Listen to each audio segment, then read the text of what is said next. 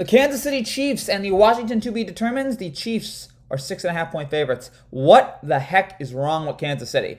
Well, obviously it's their defense. It's so bad. They only have two former first round picks on the defense, so maybe that's the problem there.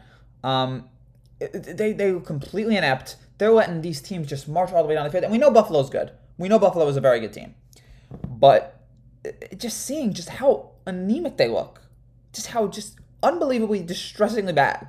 I don't even know if that's a word. I don't care. And as great as the offense is, they're not going to be able to overcome it if the defense continues to be this terrible. If the defense continues to be this just dreadful, then I'm not sure the offense is going to be able to pull it out and win all these, and be able to make it to the Super Bowl.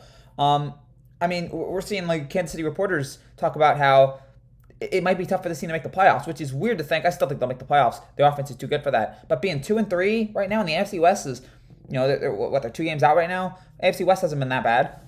So it's just such a problem right now here for the Chiefs with this defense. No offense can only do so much. And speaking of bad defenses, Washington, and that's more surprising. We knew kind of the Kansas City defense was bad. Washington was supposed to have an elite defense, and they continue to make boneheaded mistakes. The coverage is bad. There's just every week there's some terrible play, missing tackles, blowing coverage. It's a real problem there. And Taylor Heinicke has been fine. He has his moments, but he doesn't have great arm strength, and that's a problem here with him. And I just don't know if he's the quarterback for the future of this team. But Ryan Fitzpatrick isn't the starter for this team either, so they've got a lot of problems here though going forward.